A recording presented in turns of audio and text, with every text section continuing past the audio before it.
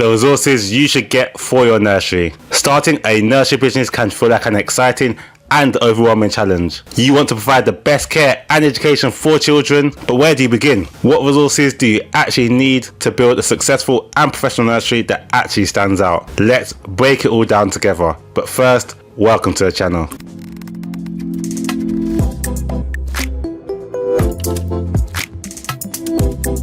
Welcome to the channel Open Nursery with myself, Kurt Liania, where I support you to open, run and grow your own nursery. If this is your first time here, make sure you subscribe because I post regular videos all around the topic of childcare, from what the setup costs of open nursery are to how to pass your Ofsted registration visit. So if you're planning to open nursery, you're in the best location with the best person to support you. Open Nursery is not just setting up a space for children, it's about creating an environment where children can thrive, parents feel confident and staff can perform their best. Today we're going to talk about the essential resources that you'll need to make your nursery not just functional but outstanding. From equipment and learning materials to safety measures and staff training, we'll discuss everything. Let's start with the heart of your nursery, your classrooms. The way you set up your learning spaces will shape how children learn and interact. Each classroom should have age-appropriate furniture like child-sized tables and chairs to ensure comfort and accessibility. Stock the room with educational toys, books and puzzles that help to promote learning through play. Include building blocks, sensory bins and art supplies like crayons, markers and paper. These materials encourage creativity and problem solving. Don't forget your roleplay items too, like a toy kitchen or doctor's set. These are great for social and emotional development. For your rooms, you can't forget about storage. Shelves and units help to keep things organized, making it easy for children to access what they need, which helps to teach them independence. Next, your outdoor play equipment. Outdoor play is more than just fun. It's essential for both children's physical development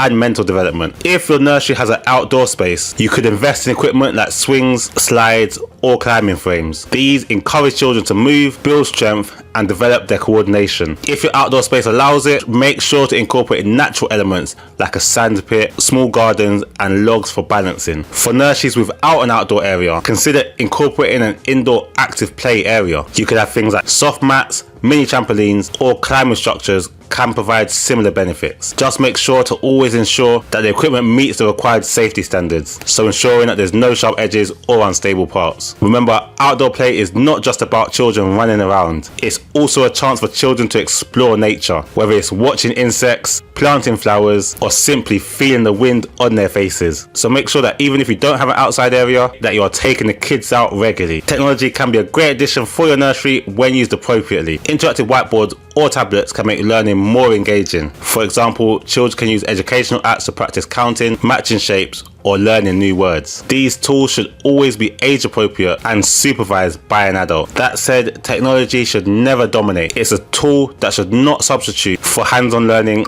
or social interaction. Use it to complement activities rather than replace them. For example, a tablet could display a short video about dinosaurs, which is then followed by a craft activity where kids make paper dinosaurs. It's all about balance. The goal is to expose children to technology while keeping them active and curious. I've done a video about how you can integrate technology into your practice to help complement your education program, so check it out if you want support with this. Keeping children safe and healthy is your top priority. Secure heavy furniture to walls, use gates to block off certain areas like the stairs or your kitchen, and make sure the flooring is non-slip and easy to clean. Ensure that you are regularly inspecting toys and equipment for any broken parts or sharp edges. Hygiene is just as important. Set up hand washing stations that are easy for children and staff to access. I was recently involved in supporting someone in their Ofsted inspection visit, whereby Ofsted did question how staff will be able to practice their hand washing techniques with children, so make sure that you have enough in your setting so you can help your staff to promote children's hygiene. Using liquid soap and paper towels are best practice in order to prevent the spread of germs. Cleaning schedules should be strict, especially for areas like changing tables and eating areas. Make sure your staff are trained in proper hygiene practices, from handling food to managing accidents. A clean, safe nursery gives parents peace of mind and creates a healthy environment for children. Next, your staff resources and training. Your staff are the backbone of your nursery. Hiring qualified, passionate individuals is just the start. Once they're on board, provide them with the tools that they need to succeed. These include lesson plan templates, activity guides, and access to professional development courses. For instance, regular first aid training helps to ensure that everyone is prepared for emergencies. Workshops on topics like behaviour management or inclusive practices can help staff feel confident in handling diverse situations. Encourage open communication. Regular team meetings give staff the chance to share ideas and discuss any challenges. A well-supported team is not only more effective but also happier, and when your team feels valued, it will reflect in the care that they provide for the children. Another key resource that you'll need for the nursery are your policies and your procedures. Every nursery needs clear policies. These aren't just for compliance, they also help with the running of the nursery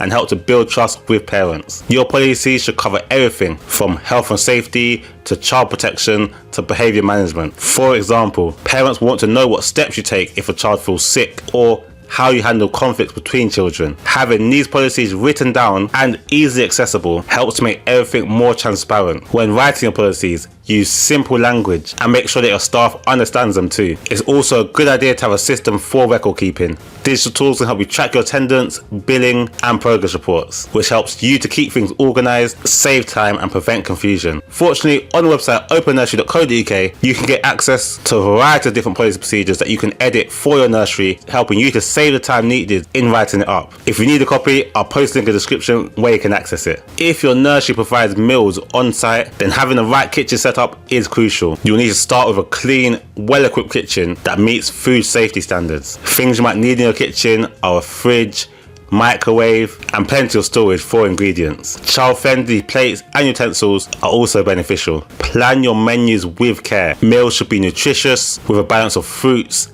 vegetables, proteins and whole grains. It's important to cater to allergies or dietary restrictions too. Mealtimes can also be a great learning opportunity. Let children help with small tasks like setting the table or mixing ingredients. These activities will help teach them about food and help to build on their independence. Another important area of your nursery are your quiet zones. Now, children have lots of energy, but they'll also need time to rest. Creating a quiet zone in your nursery gives them the chance to relax and recharge. This area could have soft rugs, bean bags and low lighting to help create a calming atmosphere. For younger children, include cribs or mats for napping. Though quiet zones aren't just for rest, they can also be a space for children who just need a moment to themselves, especially if they're feeling overwhelmed. Teaching children to recognize when they might need a quiet time is an important part of emotional development. Every child is unique, and your nursery and the resources that you get should reflect that. Include books, toys and activities that help celebrate diversity. For example, books featuring different family structures or cultures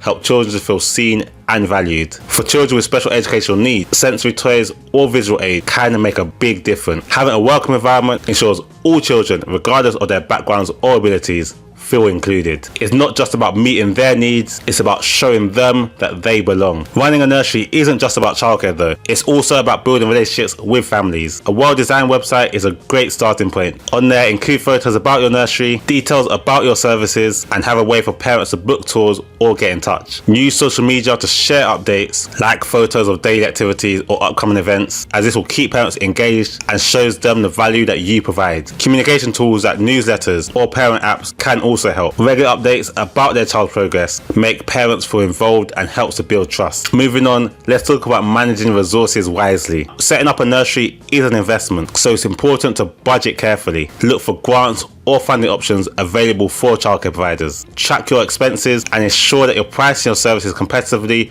whilst covering your costs. Finally, incorporating sustainability into your nursery can help benefit the environment and helps to teach children about caring for the world around them. Start with small steps like using reusable plates and utensils instead of disposable ones, or introducing recycling bins into your classrooms. You can also bring sustainability into your curriculum. Activities like planting a small garden or learning about composting, a hands-on way to teach children about nature and responsibilities. Choosing eco-friendly cleaning supplies and energy-efficient lighting further supports this approach. Parents will likely appreciate your commitment to sustainability, and children will develop habits which benefit them and the planet in the long run. Starting a nursery is something that benefits children, families, and your community. By equipping your nursery with the right resources, you can create a space where children learn, grow, and thrive. I hope this video has helped you to clarify what you need to get started. If you have found this video useful, don't forget to hit the like button, share it with someone that you think will find it useful, and subscribe for more tips and insights. On the screen now are 2 videos that I think you'd find useful, so choose one of them and I'll see you over there. Together, we're building a brighter future, one nursery at a time. God bless.